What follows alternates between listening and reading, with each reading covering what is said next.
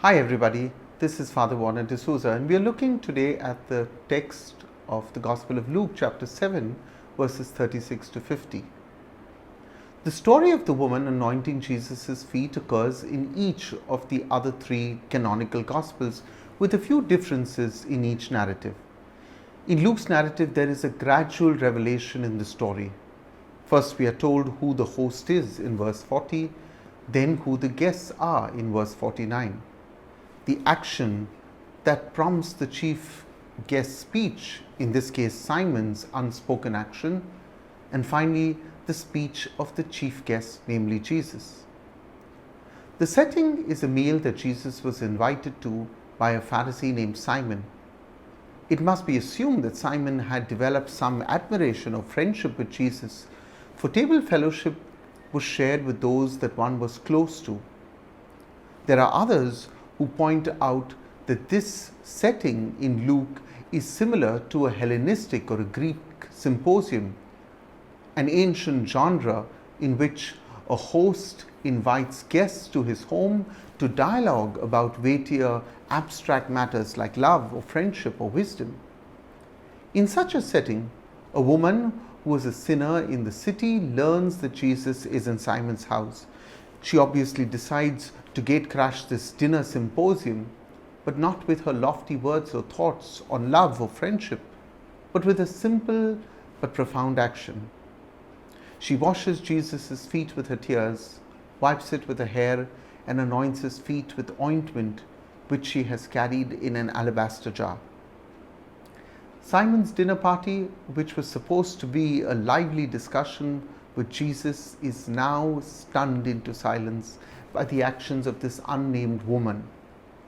But more than the silence in the room, the Gospel highlights the silence in Simon's heart. The symposium setting of this meal would necessitate the participants to air their thoughts aloud. And here was Simon, who now says to himself, or rather begins to doubt in his heart, if Jesus was truly a prophet. For Jesus did not object to the woman's actions. Jesus, knowing the hearts of all men and women, leads a silent Simon once again into a dialogue by narrating a parable about two debtors, one of whom was forgiven more, for he owed more to his master than the other. He asked Simon to answer a question, which of them would love him more? To which Simon responds, the one whose debt was forgiven more.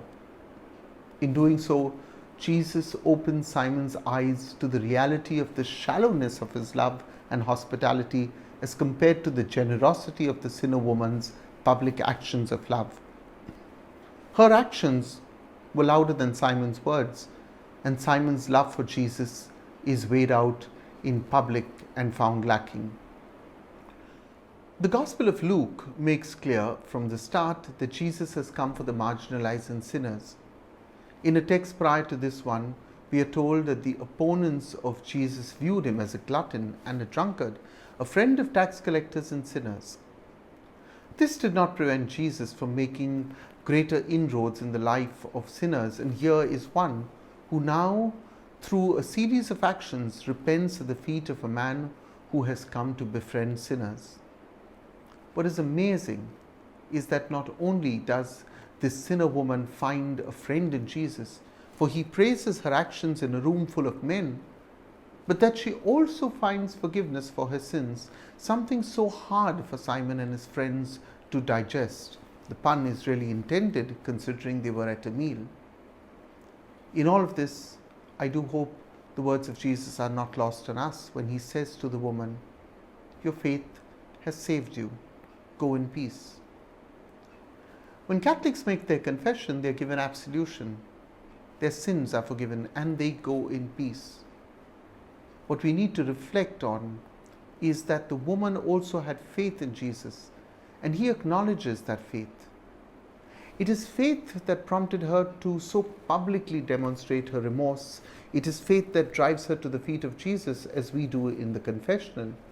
It is in faith that she is forgiven, and her faith brings her the peace that she so desires.